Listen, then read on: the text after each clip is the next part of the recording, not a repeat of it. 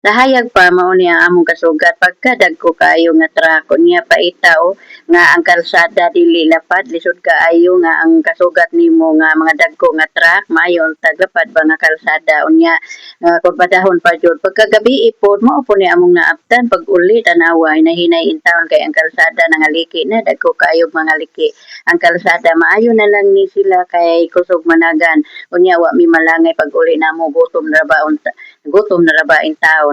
Unya maayo na lang kay kusog managan siguro wa ni mga karga na tanawa kuyaw pa jud na sila mo kaning kurbada o muliko na hinahina in town kay ang kalsada pertinang gubaa dagko na kaayog mga liki.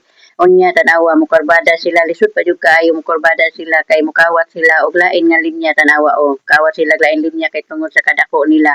Unya ang lisod ani kung gabi unya nay kasugat na inana ilandagan nga mukawat sila og kaning liko o kaw kay pwede man dakuan nila lisod kaayo unya mo nang moagi gani din hidapita maghinay-hinay jud kay lisod kaayo nga kasugat ni sila kay na mukawat sila og lain nga linya sa pikas kay kung makasugat mo pa ita jud din ta maghinay-hinay jud kay usahay baya magpakusog ni sila bisag kanang kargado ni sila o wala sila karga kaayo.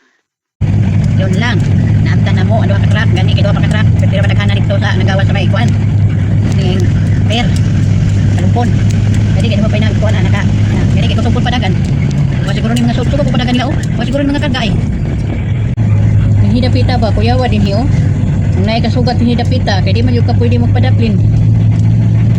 Ni may jud na diha nga dili perminti may kasugat. Unya may kasugat pareha nila kadagko. Agoy Ginoo.